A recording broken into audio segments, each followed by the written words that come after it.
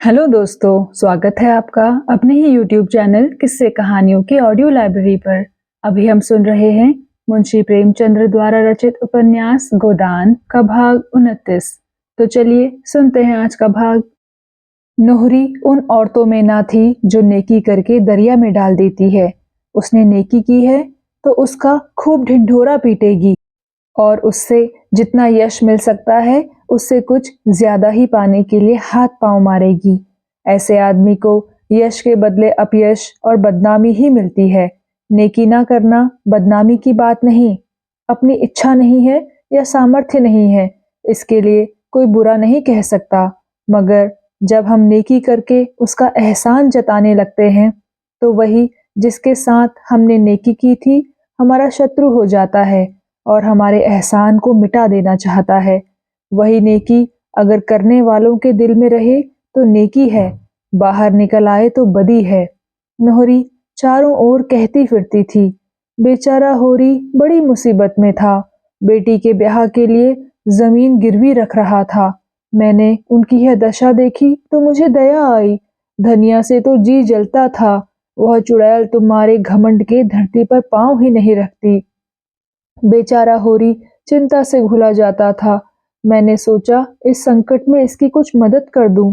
आखिर आदमी ही तो आदमी के काम आता है और होरी तो अब कोई गैर नहीं है। मानो चाहे ना मानो वह हमारे नातेदार हो चुके हैं। रुपए निकाल कर दे दिए, नहीं लड़की अब तक बैठी होती। धनिया भला यह झूठ कब सुनने लगी। रुपए खैरात दिए थे, बड़ी देने वाली। सूद महाजन भी लेगा, तुम भी लोगी, एहसान काहे का। दूसरों को देती, सूद की जगह मूल भी गायब हो जाता। हमने लिया है तो हाथ में रुपए आते ही नाक पर रख देंगे। हम ही थे कि तुम्हारे घर का बिस उठा के पी गए और कभी मुंह पर नहीं लाए। कोई यहाँ द्वार पर नहीं खड़ा होने देता था। हमने तुम्हारा मर्जाद बना दिया, तुम्हारे मुंह की लाली रख ली। रात के 10 बज गए थे। सावन की अंधेरी घटा छाई थी। सारे गांव में अंधकार था। होरी ने भोजन करके तंबाकू पिया और सोने जा रहा था कि भोला आकर खड़ा हो गया। होरी ने पूछा, कैसे चले भोला महतो? जब इसी गांव में रहना है तो क्यों अलग छोटा सा घर नहीं बना लेते? गांव में लोग कैसी कैसी कुत्सा उड़ाया करते हैं, क्या यह तुम्हें अच्छा लगता है? बुरा ना मानना, तुमसे संबंध हो गया है इसलिए तुम्हारी बदनामी नहीं सुनी जाती, नहीं मुझे क्या करना था। धनिया उसी समय लोटे में पानी लेकर होरी के सिरहाने रखने आई। सुनकर बोली, दूसरा मर्द होता तो ऐसी औरत का सिर काट लेता। होरी ने डांटा, क्यों बेबात की बात करती है? पानी रख दे और जा सो। आज तू ही कुराहा चलने लगे तो मैं तेरा सिर काट लूंगा क्या? काटने देगी? धनिया उसे पानी का एक छींटा मारकर बोली, कुराहा चले तुम्हारी बहन, मैं क्यों कुराहा चलने लगी? मैं तो दुनिया की बात कहती हूँ, तुम मुझे गालियां देने लगे। अब मुंह मीठा हो गया होगा। औरत चाहे जिस रास्ते जाए, मर्द टुकुर टुकुर देखता रहे, ऐसे मर्द को मैं मर्द नहीं कहती। होरी दिल में कटा जाता था। भोला उससे अपना दुख दर्द कहने आया होगा, वह उल्टे उसी पर टूट पड़ी। जरा गर्म होकर बोला, तू जो सारे दिन अपने ही मन की किया करती है तो मैं तेरा क्या बिगाड़ लेता हूँ? कुछ कहता हूँ तो काटने दौड़ती है, यही सोच। धनिया ने लल्लू चप्पू करना ना सीखा था। बोली, औरत घी का घड़ा लुढ़का दे, घर में आग लगा दे, मर्द सह लेगा, लेकिन कुराहा चलना कोई मर्द ना सहेगा। भोला दुखित स्वर में बोला, तू बहुत ठीक कहती है धनिया, बेशक मुझे उसका सिर काट लेना चाहिए था, लेकिन अब उतना पौरुख तो नहीं रहा। तू चलकर समझा दे, मैं सब कुछ करके हार गया। धनिया बोली, जब औरत को बस में रखने का बूता ना था तो सगाई क्यों की थी? इसी छीछाले दर के लिए? क्या सोचते थे वह आकर तुम्हारे पांव दबाएगी, तुम्हें चिलम भर भर पिलाएगी और जब तुम बीमार पड़ोगे तो तुम्हारी सेवा करेगी? तो ऐसा वही औरत कर सकती है जिसने तुम्हारे साथ जवानी का सुख उठाया हो। मेरी समझ में यही नहीं आता कि तुम उसे देखकर लट्टू कैसे हो गए। कुछ देखभाल तो कर लिया होता कि किस स्वभाव की है, किस रंग ढंग की है। तुम तो भूखे सियार की तरह टूट पड़े। अब तो तुम्हारा धर्म यही है कि गड़ासे से उसका सिर काट लो, फांसी ही तो पाओगे। फांसी इस छीछा लेदर से कहीं अच्छी। भोला के खून में कुछ स्फूर्ति आई। बोला, तो तुम्हारी यही सलाह है? धनिया बोली, हाँ, मेरी यही सलाह है। अब 150 बरस तो जियोगे नहीं, समझ लेना इतनी ही उम्र थी। होरी ने अब की जोर से फटकारा। बोला, चुप रह, बड़ी आई है वहां से सतवंती बनके, जबरदस्ती चिड़िया तक तो पिंजरे में रहती नहीं, आदमी क्या रहेगा। तुम उसे छोड़ दो भोला, और समझ लो मर गई, और जाकर अपने बाल बच्चों में आराम से रहो। 2 रोटी खाओ और राम का नाम लो। जवानी के सुख अब गए, वह औरत चंचल है, बदनामी और जलन के सिवा तुम उससे कोई सुख ना पाओगे। भोला नौहरी को छोड़ दे, असंभव। नौहरी इस समय भी उसकी रोष भरी आंखों से तरेड़ती हुई जान पड़ती थी, लेकिन नहीं, भोला अब उसे छोड़ ही देगा। जैसा कर रही है उसका फल भोगे। आंखों में आंसू आ गए। बोला, होरी भैया, इस औरत के पीछे मेरी जितनी सांसत हो रही है मैं ही जानता हूँ। इसी के पीछे कामता से मेरी लड़ाई हुई। बुढ़ापे में यह दाग भी लगना था, वह लग गया।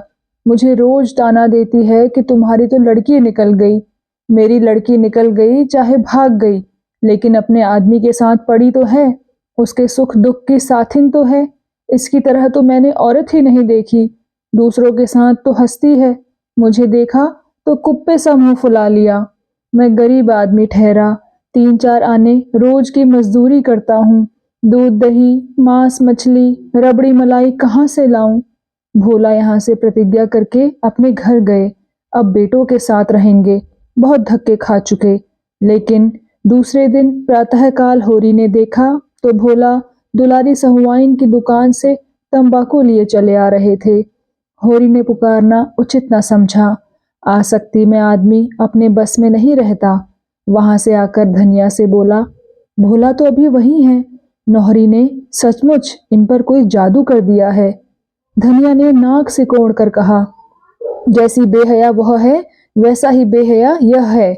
ऐसे मर्द को तो चुल्लू भर पानी में डूब मरना चाहिए। अब वह सेखी न जाने कहाँ गई। झुनिया यहाँ आई तो उसके पीछे डंडा लिए फिर रहे थे। इज्जत बिगड़ी जाती थी, अब इनकी इज्जत नहीं बिगड़ती। होरी को भोला पर दया आ रही थी। बेचारा इस उल्टा के फेर में पड़कर अपनी जिंदगी बर्बाद किए डालता है। छोड़कर जाए भी तो कैसे? स्त्री को इस तरह छोड़कर जाना क्या सहज है? यह चुड़ैल उसे वहां भी तो चैन से न बैठने देगी। कहीं पंचायत करेगी, कहीं रोटी कपड़े का दावा करेगी। अभी तो गांव के ही लोग जानते हैं, किसी को कुछ कहते संकोच होता है, कन्फुसियां करके ही रह जाते हैं। तब तो दुनिया भी भोला को ही बुरा कहेगी। लोग यही तो कहेंगे कि जब मर्द ने छोड़ दिया तो बेचारी अबला क्या करे। मर्द बुरा हो तो औरत की गर्दन काट लेगा, औरत बुरी हो तो मर्द के मुंह में कालिख लगा देगी। इसके 2 महीने बाद एक दिन गांव में यह खबर फैली कि नौहरी ने मारे जूतों के भोला की चांद गंजी कर दी। वर्षा समाप्त हो गई थी और रबी बोने की तैयारियां हो रही थी। होरी की ऊख तो नीलाम हो गई थी। ऊख के बीज के लिए उसे रुपए ना मिले और ऊख ना बोई गई। उधर दाहिना बैल भी बैठाऊ हो गया था और एक नए बैल के बिना काम ना चल सकता था। पुनिया का एक बैल नाले में गिरकर मर गया था। तब से और भी अड़चन पड़ गई थी। एक दिन पुनिया के खेत में हल जाता, एक दिन होरी के खेत में। खेतों की जुताई जैसी होनी चाहिए वैसी ना हो पाती थी। होरी हल लेकर खेत में गया, मगर भोला की चिंता बनी हुई थी। उसने अपने जीवन में कभी यह ना सुना था कि किसी स्त्री ने अपने पति को जूतों से मारा हो। जूतों से क्या, थप्पड़ या घूंसे से मारने की भी कोई घटना उसे याद ना आती थी। और आज नौहरी ने भोला को जूतों से पीटा और सब लोग तमाशा देखते रहे। इस औरत से कैसे उस अभागे का गला छूटे। अब तो भोला को कहीं डूब ही मरना चाहिए। जब जिंदगी में बदनामी और दुर्दशा के सिवा और कुछ ना हो तो आदमी का मर जाना ही अच्छा। कौन भोला के नाम को रोने वाला बैठा है? बेटे चाहे क्रियाक्रम कर दें लोक लाज के बस, लेकिन आंसू किसी की आंख में ना आएगा। तृष्णा के बस में पड़कर आदमी इस तरह अपनी जिंदगी चौपट करता है। जब कोई रोने वाला नहीं तो फिर जिंदगी का क्या मोह और मरने से क्या डरना। एक यह नौहरी है और एक यह चमारिन है सिलिया। देखने सुनने में उससे लाख दर्जे अच्छी। चाहे दो को खिलाकर खाए और राधिका बनी घूमे, लेकिन मजदूरी करती है, भूखी मरती है और मतई के नाम पर बैठी है, और यह निर्दयी बात भी नहीं पूछता। कौन जाने धनिया मर गई होती तो आज होरी की भी यही दशा होती। उसकी मौत की कल्पना से ही होरी को रोमांच हो उठा। धनिया की मूर्ति मानसिक नेत्रों के सामने आकर खड़ी हो गई, सेवा और त्याग की देवी। जबान की तेज पर मोम जैसा हृदय, पैसे पैसे के पीछे प्राण देने वाली, पर मर्यादा की रक्षा के लिए अपना सर्वस्व होम कर देने को तैयार। जवानी में वह कम रूपवती न थी, नौहरी उसके सामने क्या है। चलती थी तो रानी सी लगती थी, जो देखता था देखता ही रह जाता था। यह पटेश्वरी और झिंगूरी तब जवान थे। दोनों धनिया को देखकर छाती पर हाथ रख लेते थे, द्वार के 100-100 चक्कर लगाते थे। होरी उनकी ताक में रहता था, मगर छेड़ने का कोई बहाना ना पाता था। उन दिनों घर में खाने पीने की बड़ी तंगी थी। पाला पड़ गया था और खेतों में भूसा तक ना हुआ था। लोग झड़बेरियां खा खा कर दिन काटते थे। होरी को कहत के कैंप में काम करने जाना पड़ता था। 6 पैसे रोज मिलते थे। धनिया घर में अकेली ही रहती थी, लेकिन कभी किसी ने उसे किसी छैला की ओर ताकते नहीं देखा। पटेश्वरी ने एक बार कुछ छेड़ की थी, उसका ऐसा मुंहतोड़ जवाब दिया कि अब तक नहीं भूले। सहसा उसने माता दीन को अपनी ओर आते देखा। कसाई कहीं का, कैसा तिलक लगाए हुए है, मानो भगवान का असली भगत है। रंगा हुआ सियार, ऐसे ब्राह्मण को पालागन कौन करे। माता दीन ने समीप आकर कहा, तुम्हारा दाहिना तो बूढ़ा हो गया होरी, अब की सिंचाई में न ठहरेगा। कोई 5 साल हुए होंगे इसे लाए। होरी ने दाएं बैल की पीठ पर हाथ रखकर कहा, कैसा 5वां, यह 8वां साल चल रहा है भाई। जी तो चाहता है इसे पेंशन दे दूं, लेकिन किसान और किसान के बैल, इनको जमराज ही पेंशन दे तो मिले। इसकी गर्दन पर जुआ रखते मेरा मन कचोटता है। बेचारा सोचता होगा अब भी छुट्टी नहीं, अब क्या मेरा हार जोतेगा क्या। लेकिन अपना कोई काबू नहीं। तुम कैसे चले, अब तो जी अच्छा है। माता दीन इधर 1 महीने से मलेरिया ज्वर में पड़ा रहा था। एक दिन तो उसकी नाड़ी छूट गई थी, चारपाई से नीचे उतार दिया गया था। तब से उसके मन में यह प्रेरणा हुई थी कि सिलिया के साथ अत्याचार करने का उसे यह दंड मिला है। जब उसने सिलिया को घर से निकाला तब वह गर्भवती थी। उसे तनिक भी दया न आई। पूरा गर्भ लेकर भी वह मजदूरी करती रही। अगर धनिया ने उस पर दया न की होती तो मर गई होती। कैसी कैसी मुसीबतें झेलकर जी रही है। मजदूरी भी तो इस दशा में नहीं कर सकती। अब लज्जित और द्रवित होकर वह सिलिया को होरी के हंसते 2 रुपए देने आया है। अगर होरी उसे वह रुपए दे दे तो वह उसका बहुत उपकार मानेगा।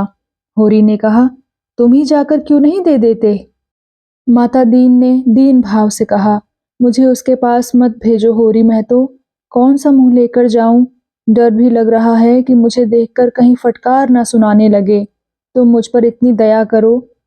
अभी मुझसे चला नहीं जाता, लेकिन इसी रुपए के लिए एक जजमान के पास कोस भर दौड़ा गया था। अपनी करनी का फल बहुत भोग चुका। इस बहनाई का बोझ अब नहीं उठाया जाता। लुक छिपकर चाहे जितना कुकर्म करो, कोई नहीं बोलता। परतच कुछ नहीं कर सकते, नहीं कुल में कलंक लग जाएगा। तुम उसे समझा देना दादा कि मेरा अपराध क्षमा कर दे। यह धर्म का बंधन बड़ा कड़ा होता है। जिस समाज में जन्मे और पले, उसकी मर्यादा का पालन तो करना ही पड़ता है। और किसी जाति का धर्म बिगड़ जाए उसे कोई विशेष हानि नहीं होती। बामन का धर्म बिगड़ जाए तो वह कहीं का नहीं रहता। उसका धर्म ही उसके पूर्वजों की कमाई है, उसी की वह रोटी खाता है। इस प्रायश्चित के पीछे हमारे 300 बिगड़ गए, तो जब बेधर्म होकर ही रहना है तो फिर जो कुछ करना है परतच करूंगा। समाज के नाते आदमी का अगर कुछ धर्म है तो मनुष्य के नाते भी तो उसका कुछ धर्म है। समाज धर्म पालने से समाज आदर करता है, मगर मनुष्य धर्म पालने से तो ईश्वर प्रसन्न होता है। संध्या समय जब होरी ने सिलिया को डरते डरते रुपए दिए तो वह जैसे अपनी तपस्या का वरदान पा गई। दुख का भार तो वह अकेली उठा सकती थी, सुख का भार तो अकेले नहीं उठता। किसे यह खुशखबरी सुनाए। धनिया से वह अपने दिल की बातें नहीं कह सकती। गांव में और कोई प्राणी नहीं जिससे उसकी घनिष्ठता हो। उसके पेट में चूहे दौड़ रहे थे। सोना ही उसकी सहेली थी। सिलिया उससे मिलने के लिए आतुर हो गई। रात भर कैसे सब्र करे। मन में एक आंधी सी उठ रही थी। अब वह अनाथ नहीं है। माता दीन ने उसकी बाह फिर पकड़ ली। जीवन पथ में उसके सामने अब अंधेरी विकराल मुख वाली खाई नहीं है। लहलहाता हुआ हरा भरा मैदान है जिसमें झरने गा रहे हैं और हिरन कुलेलें कर रहे हैं। उसका रूठा हुआ स्नेह आज उन्मत्त हो गया है। माता दीन को उसने मन में कितना पानी पी पी कर कोसा था। अब वह उनसे क्षमादान मांगेगी। उससे सचमुच बड़ी भूल हुई थी कि उसने उनको सारे गांव के सामने अपमानित किया।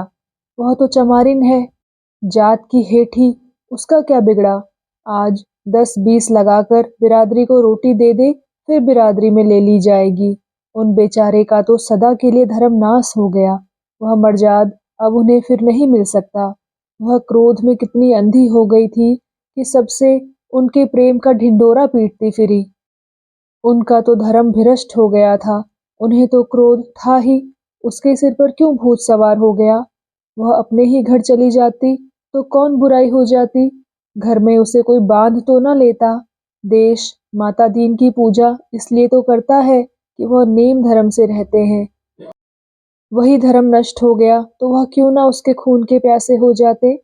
जरा देर पहले तक उसकी नजर में सारा दोष माता दीन का था और अब सारा दोष अपना था। सहृदयता ने सहृदयता पैदा की। उसने बच्चे को छाती से लगाकर खूब प्यार किया। अब उसे देखकर लज्जा और ग्लानि नहीं होती। वह अब केवल उसकी दया का पात्र नहीं, वह अब उसके संपूर्ण मातृ स्नेह और गर्व का अधिकारी है। कार्तिक की रुपहली चांदनी प्रकृति पर मधुर संगीत की भांति छाई हुई थी। सिलिया घर से निकली। वह सोना के पास जाकर यह सुख संवाद सुनाएगी। अब उससे नहीं रहा जाता। अभी तो सांझ हुई है, डोंगी मिल जाएगी। वह कदम बढ़ाती हुई चली।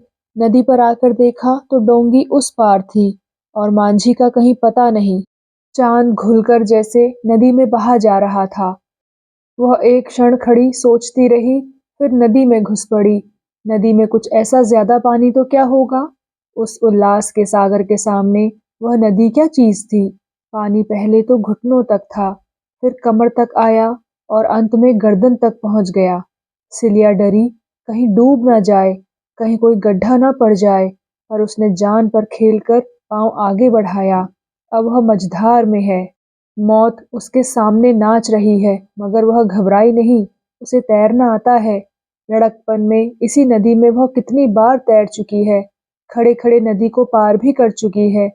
फिर भी उसका कलेजा धक धक कर रहा है। मगर पानी कम होने लगा। अब कोई भय नहीं।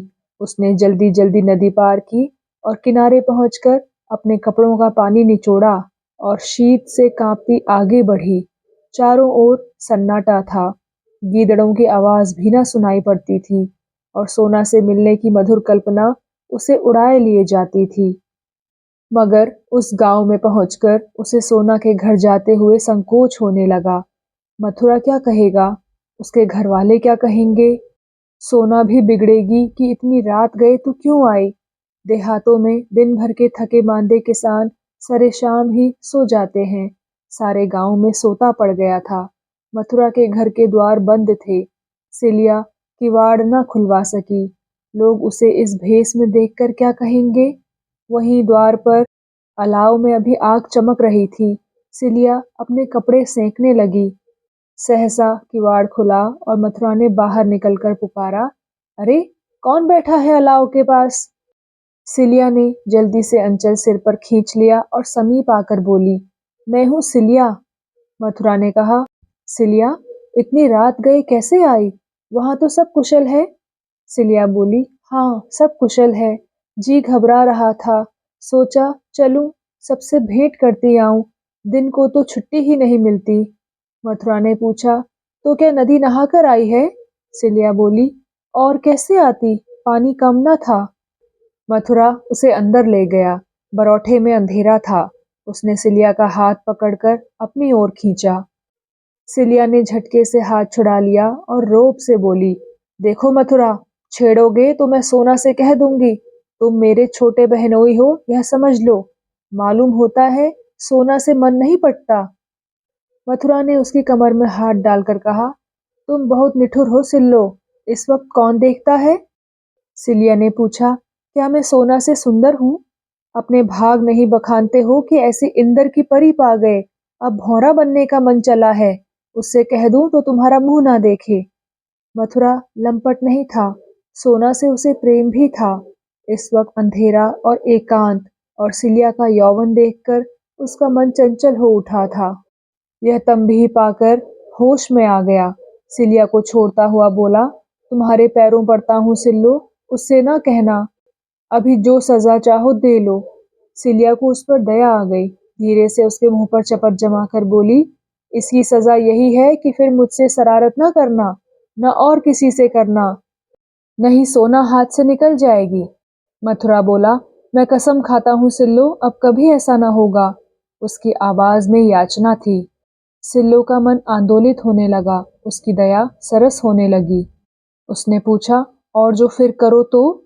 मथुरा बोला, तो तुम जो चाहना करना। सिल्लो का मुंह उसके मुंह के पास आ गया था और दोनों की सांस और आवाज और देह में कंपन हो रहा था। सहसा सोना ने पुकारा, किससे बात करते हो वहां? सिल्लो पीछे हट गई। मथुरा आगे बढ़कर आंगन में आ गया और बोला, सिल्लो तुम्हारे गांव से आई है। सिल्लो भी पीछे पीछे आकर आंगन में खड़ी हो गई। उसने देखा सोना यहाँ कितने आराम से रहती है। ओसारी में खाट है, उस पर सुजनी का नर्म बिस्तर बिछा हुआ है, बिल्कुल वैसा ही जैसा माता दीन की चारपाई पर बिछा रहता था। तकिया भी है, लिहाफ भी है। खाट के नीचे लोटे में पानी रखा हुआ है। आंगन में ज्योत्सना ने आईना सा बिछा रखा है। एक कोने में तुलसी का चबूतरा है। दूसरी ओर जुआर के ठेठों के कई बोझ दीवार से लगाकर रखे हैं। बीच में पुआलों के गड्ढे हैं। समीप ही ओखल है जिसके पास कुटा हुआ धान पड़ा हुआ है।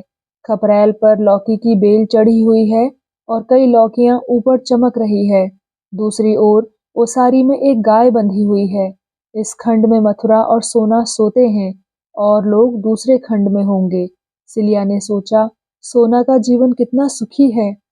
सोना उठकर आंगन में आ गई, मगर सिल्लो से टूटकर गले नहीं मिली।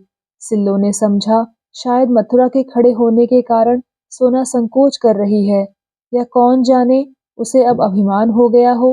सिल्लो चमारिन से गले मिलने में अपना अपमान समझती हो। उसका सारा उत्साह ठंडा पड़ गया। इस मिलन से हर्ष के बदले उसे ईर्ष्या हुई। सोना का रंग कितना खुल गया है और देह कैसी कंचन की तरह निखर आई है। गठन भी सुडौल हो गया है। मुख पर गृहिणीत्व की गरिमा के साथ युवती की साहस छवि भी है। सिल्लो एक क्षण के लिए जैसे मंत्रमुग्ध सी खड़ी ताकती रह गई। यह वही सोना है जो सूखी सी देह लिए झोंटे खोले इधर उधर दौड़ा करती थी। महीनों सिर में तेल ना पड़ता था, फटे चिथड़े लपेटे फिरती थी। आज अपने घर की रानी है। गले में हंसुली और हुमेल है, कानों में करणफूल और सोने की बालियां, हाथों में चांदी के चूड़े और कंगन, आंखों में काजल है, मांग में सिंदूर। सेलिया के जीवन का स्वर्ग यही था और सोना को वहां देखकर वह प्रसन्न ना हुई। इसे कितना घमंड हो गया है। कहाँ सिलिया के गले में बाहें डाले घास छीलने जाती थी और आज सीधे ताकती भी नहीं। उसने सोचा था सोना उसके गले लिपटकर जरा सा रोएगी, उसे आदर से बैठाएगी, उसे खाना खिलाएगी और गांव और घर की सैकड़ों बातें पूछेगी और अपने नए जीवन के अनुभव बयान करेगी। और सोना के मुंह में दही जमा हुआ है। वह यहाँ आकर पछताई। आखिर सोना ने रूखे स्वर में पूछा, इतने रात को कैसे चली सिल्लो? सिल्लो ने आंसुओं को रोकने की चेष्टा करके कहा, तुमसे मिलने को बहुत जी चाहता था। इतने दिन हो गए, भेंट करने चली आई। सोना का स्वर और कठोर हुआ, बोली, लेकिन आदमी किसी के घर जाता है तो दिन को कि इतनी रात गए? वास्तव में सोना को उसका आना बुरा लग रहा था। वह समय उसकी प्रेम क्रीड़ा और हास विलास का था। सिल्लो ने उसमें बाधक होकर जैसे उसके सामने से परोसी हुई थाली खींच ली थी। सिल्लो निसंग सी भूमि की ओर ताक रही थी। धरती क्यों नहीं फट जाती कि वो उसमें समा जाए? इतना अपमान उसने अपने इतने ही जीवन में बहुत अपमान सहा था, बहुत दुर्दशा देखी थी। लेकिन आज की यह फांस जिस तरह उसके अंतःकरण में चुभ गई, वैसी कभी कोई बात न चुभी थी। गुड़ घर के अंदर मटकों में बंद रखा हो तो कितना ही मूसलाधार पानी बरसे, कोई हानि नहीं होती। पर जिस वक्त वह धूप में सूखने के लिए बाहर फैलाया गया हो, उस वक्त तो पानी का एक छींटा भी उसका सर्वनाश कर देगा। सिलिया के अंतःकरण की सारी कोमल भावनाएं इस वक्त मुंह खोले बैठी हुई थी कि आकाश से अमृत वर्षा होगी। वर्षा क्या, अमृत के बदले विष। और सिलिया के रोम रोम में दौड़ गया। सर्पदंश के समान लहरें आई। घर में उपवास करके सो रहना और बात है, लेकिन पंगत से उठा दिया जाना तो डूब मरने की ही बात है।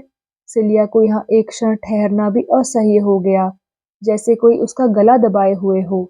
वह कुछ न पूछ सकी। सोना के मन में क्या है, यह वह भांप रही थी। वह बांबी में बैठा हुआ सांप कहीं बाहर ना निकल आए, इसके पहले ही वह वहां से भाग जाना चाहती थी। कैसे भागे, क्या बहाना करे? उसके प्राण क्यों नहीं निकल जाते? मथुरा ने भंडारे की कुंजी उठा ली थी कि सिलिया के जलपान के लिए कुछ निकाल लाए। कर्तव्य विमूढ़ सा खड़ा था। इधर सिल्लो की सांस टंगी हुई थी, मानो सिर पर तलवार लटक रही हो। सोना की दृष्टि में सबसे बड़ा पाप किसी पुरुष का पर स्त्री और स्त्री का पर पुरुष की ओर ताकना था। इस अपराध के लिए उसके यहाँ कोई क्षमा न थी। चोरी, हत्या, जाल, कोई अपराध इतना भीषण न था। हंसी दिल्लगी को वह बुरा न समझती थी अगर खुले हुए रूप में हो। लुके छिपे की हंसी दिल्लगी को भी वह हे समझती थी।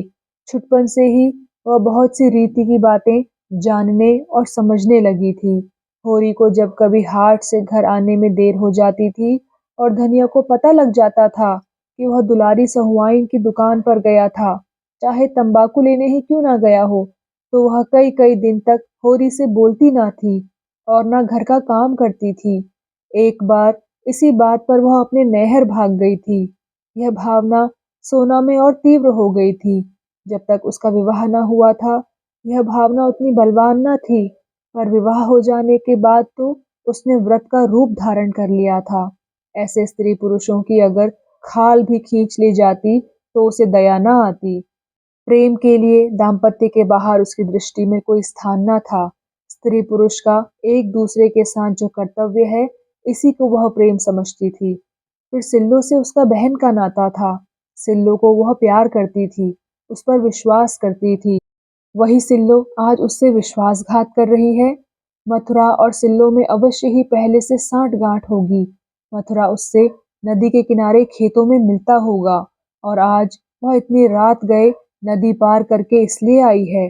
अगर उसने इन दोनों की बातें सुन ली होती तो उसे खबर तक ना होती।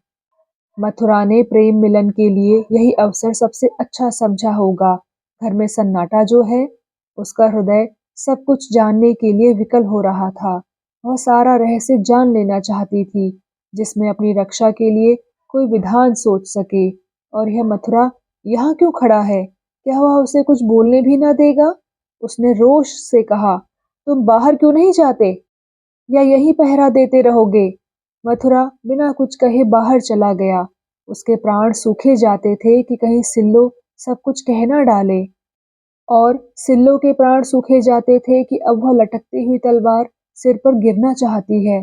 तब सोना ने बड़े गंभीर स्वर में सिल्लो से पूछा, देखो सिल्लो, मुझसे साफ साफ बता दो, नहीं मैं तुम्हारे सामने यहीं अपनी गर्दन पर गड़ासा मार लूंगी। फिर तुम मेरी सौत बनकर राज करना। देखो, गणासा वह सामने पड़ा है। एक मयान में दो तलवार नहीं रह सकती। उसने लपक कर सामने आंगन में से गणासा उठा लिया और उसे हाथ में लिए फिर बोली, यह मत समझना कि मैं खाली धमकी दे रही हूँ। क्रोध में मैं क्या कर बैठूं नहीं कह सकती। साफ साफ बता दे। सिलिया कांप उठी। एक एक शब्द उसके मुंह से निकल पड़ा, मानो ग्रामोफोन में भरी हुई आवाज हो। वह एक शब्द भी न छिपा सकी। सोना के चेहरे पर भीषण संकल्प खिल रहा था। मानो खून सवार हो। सोना ने उसकी ओर बरछी की सी चुभने वाली आंखों से देखा और मानो कटार का आघात करती हुई बोली, ठीक ठीक कहती हो? सिलिया बोली, बिल्कुल ठीक, अपने बच्चे की कसम। सोना ने पूछा, कुछ छिपाया तो नहीं? सिलिया बोली, अगर मैंने रत्ती भर छिपाया हो तो आंखें फूट जाए। सोना बोली, तुमने उस पापी को लात क्यों नहीं मारी? उसे दांत क्यों नहीं काट लिया? उसका खून क्यों नहीं पी लिया? चिल्लाई क्यों नहीं? सिल्लो क्या जवाब दे? सोना ने उन्मादिनी की भांति अंगारे की सी आंखें निकालकर कहा, बोलती क्यों नहीं? क्यों तूने उसकी नाक दांतों से नहीं काट ली? क्यों नहीं दोनों हाथों से उसका गला दबा दिया? तब मैं तेरे चरणों पर सिर झुकाती। अब तो तुम मेरी आंखों में हरजाई हो, निरी बेसवा। अगर यही करना था तो माता दीन का नाम क्यों कलंकित कर रही है? क्यों किसी को लेकर बैठ नहीं जाती? क्यों अपने घर नहीं चली गई? यही तो तेरे घर वाले चाहते थे। तू उपले और घास लेकर बाजार जाती, वहां से रुपए लाती और तेरा बाप बैठा उसी रुपए की ताड़ी पीता। फिर क्यों उस ब्राह्मण का अपमान कराया? क्यों उसकी आबरू में बट्टा लगाया? क्यों सतवंती बनी बैठी हो? जब अकेले नहीं रहा जाता तो किसी से सगाई क्यों नहीं कर लेती? क्यों नदी तालाब में डूब नहीं मरती? क्यों दूसरों के जीवन में विष घोलती है? आज मैं तुझसे कह देती हूँ कि अगर इस तरह की बात फिर हुई और मुझे पता लगा तो हम तीनों में से एक भी जीता ना रहेगा। बस अब मुंह में कालिख लगाकर जाओ। आज से मेरे और तुम्हारे बीच में कोई नाता नहीं रहा। सिल्लो धीरे से उठी और संभल कर खड़ी हुई। जान पड़ा उसकी कमर टूट गई है। एक क्षण साहस बटोरती रही, किंतु अपनी सफाई में कुछ सूझ ना पड़ा। आंखों के सामने अंधेरा था, सिर में चक्कर, कंठ सूख रहा था, सारी देह सुन्न हो गई थी, मानो रोम छिद्रों से प्राण उड़े जा रहे हों। एक एक पग इस तरह रखती हुई मानो सामने गड्ढा है। वह बाहर आई और नदी की ओर चली। द्वार पर मथुरा खड़ा था, बोला, इस वक्त कहाँ जाती हो सिल्लो? सिल्लो ने कोई जवाब न दिया। मथुरा ने भी फिर कुछ न पूछा।